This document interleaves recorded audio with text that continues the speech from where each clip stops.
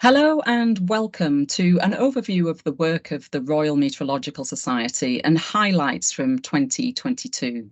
I'm Professor Liz Bentley and I'm Chief Executive at the Royal Meteorological Society. And over the course of the next 15 minutes or so, I'm going to take you through a range of the activities that we deliver. So let's start with business development.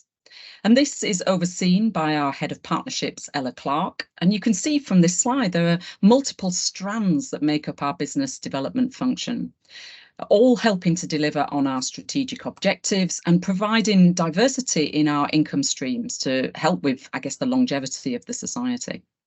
And in 2022, we had over 80 different institutions and organisations that we partnered with to help us deliver on the many activities that I'm going to talk about in this presentation, and also to help us deliver on our strategic objectives.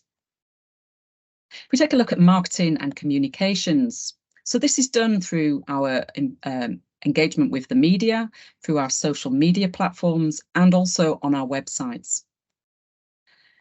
If you look at our 4 social media platforms that we communicate through, you can see the number of followers that we have on each, and all of those increased during 2022.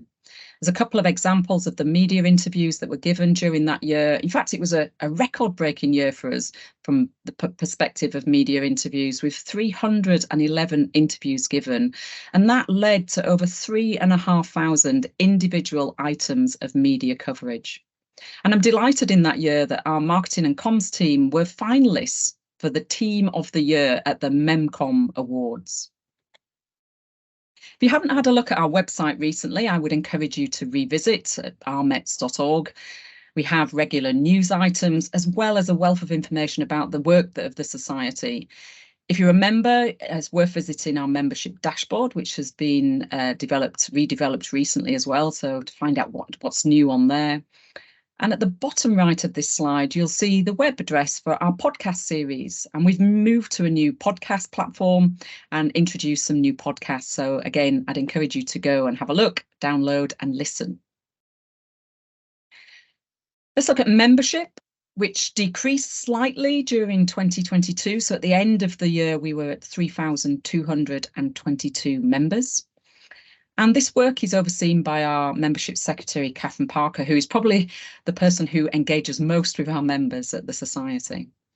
Our membership is made up of the 4 categories that you can see in the pie chart top left. So about 30% are academics, 30% are practitioners working in the public and private sector, 15% from the student community, and the remaining quarter are enthusiasts, people who don't work in the meteorological sector but share our interest in weather and climate.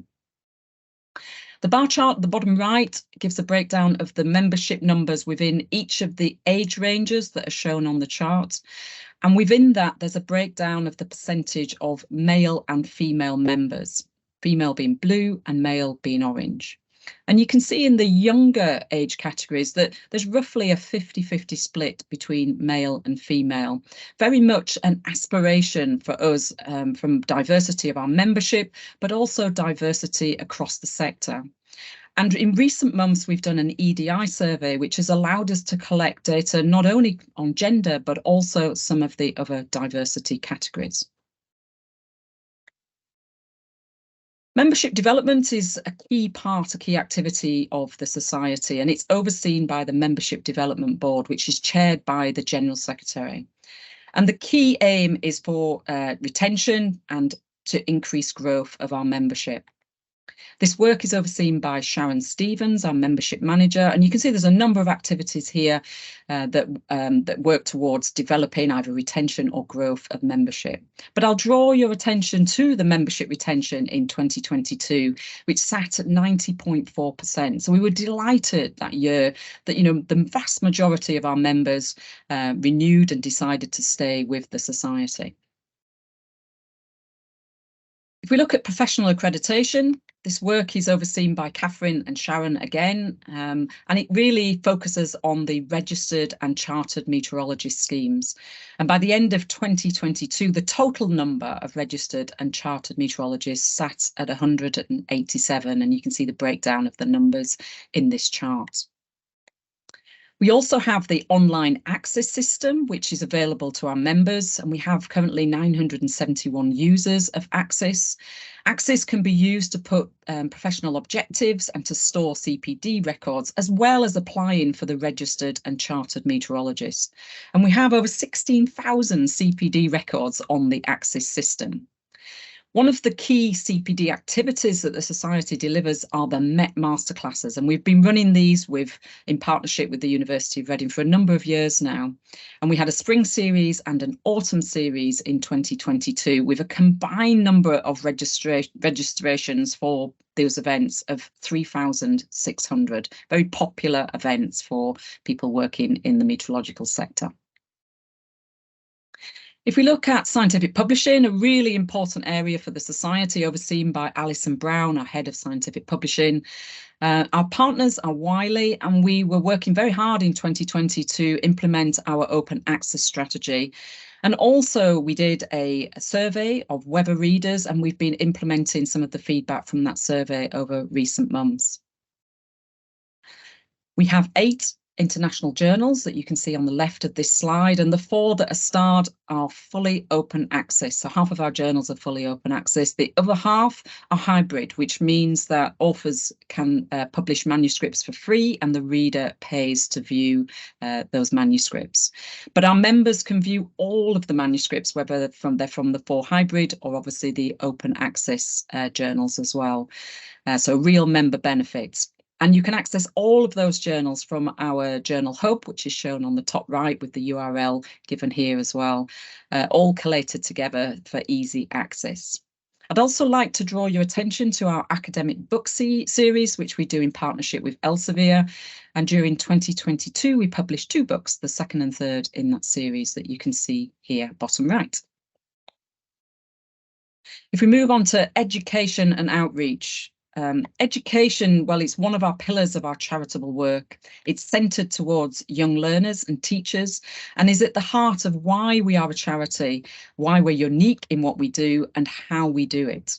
And Sylvia Knight is our Head of Education and worked extremely hard in 2022 in both the development but starting to implement the National Climate Education Action Plan in conjunction with other education bodies. We also work very closely with the Department of Education on a number of projects that are now starting to deliver funding. And during 2022, we had over 120 experts that helped us to complete a curriculum review looking at weather and climate across the curriculum. And the feedback from that helped us to provide advice to exam boards and other educational bodies.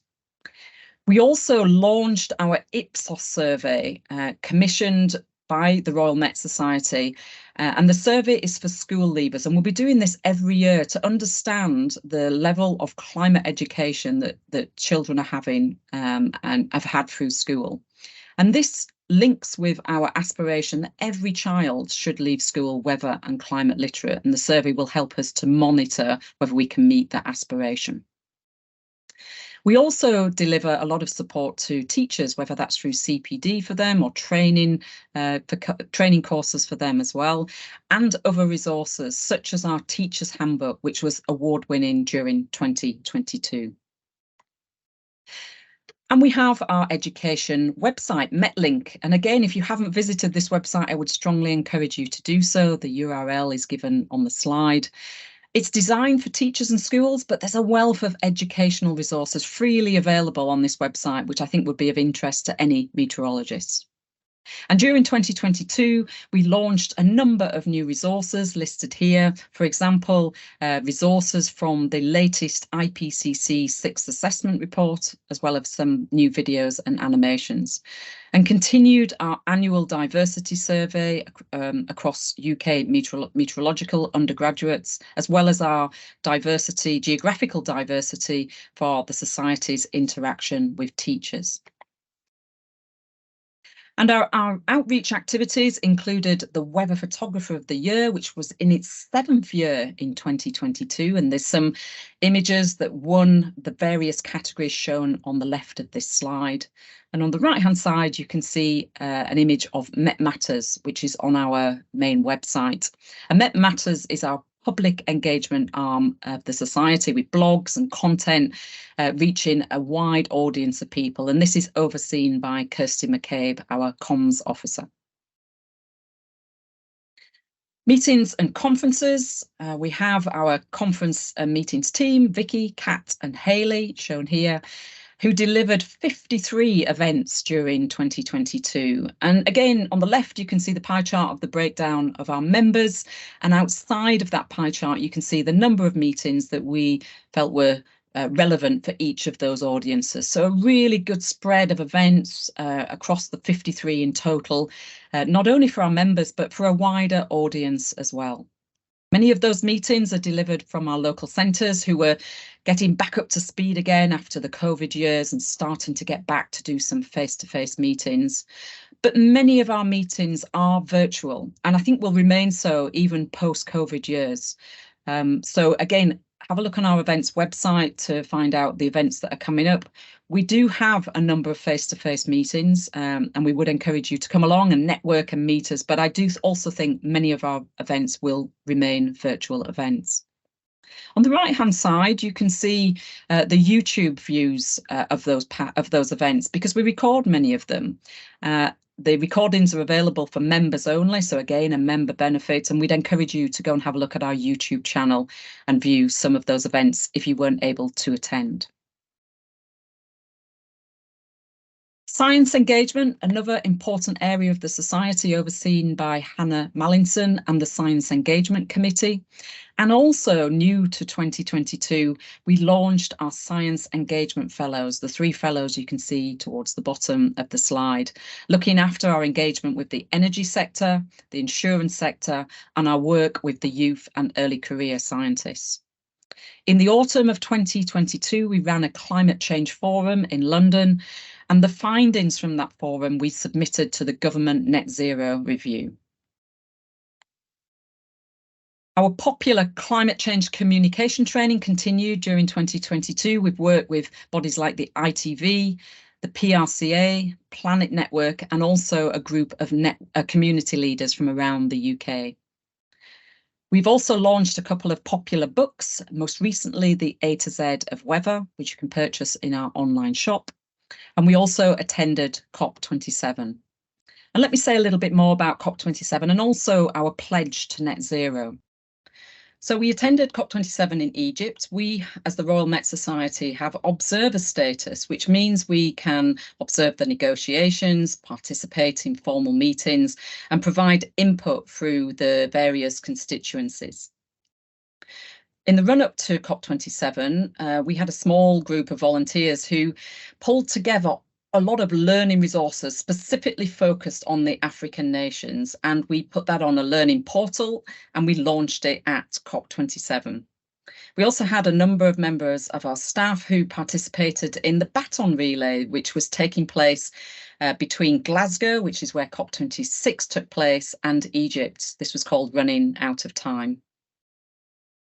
If you look at our net zero pledge on the left, our aim is to become net zero with our direct carbon emissions by 2025 and to work towards net zero for our indirect emissions by 2030. And we're signatories of both the Pledge to Net Zero and the Professional Bodies Climate Action Charter, and also members of CAFA, which is Climate Action for Associations, as well as Net Zero Carbon Events. And on the right-hand side, we are now publishing our annual carbon emissions, and you can see the 2022 emissions shown on this chart, mainly our direct emissions, but also some of our indirect emissions. And in 2022, we also removed our gas boiler from the headquarters building. So that completely removes our Scope 1 part of our direct emissions. And we've replaced the heating system with something that draws from our renewable energy suppliers. And finally, I want to talk about our awards. We completed an awards review and launched the new set of awards in 2022 that are listed here. We've grouped the awards under different sections that you can see on this chart to try and give clarity to the different types of events that we have. And we recognise that the sector is continuously changing, so wanted to introduce new awards to reflect some of those different disciplines, such as the Education Award, the Emerging Communicator Award, and the Award for Impact. And the award winners for 2022 are shown on this slide, and we'll be presenting the awards to these winners in the coming months. The call for the 2023 awards is currently open, so I'd really encourage you to nominate colleagues who are worthy so we can recognise excellence across the sector. So I just wanted to say a thank you to two remaining colleagues, Kathy Maxwell, our IT manager, and Britta Jarvis, our admin assistant, and also other colleagues who have left us in the last 12 months. But a big thank you to all our volunteers. Over 600 volunteers help us to deliver on all of these activities that I've presented in this presentation. So a huge thank you to our volunteers and a huge thank you to the team of staff that we have at the Society. If you want to find out more about the work during 2022, we've got our impact report and also detailed in our annual report online. Thank you.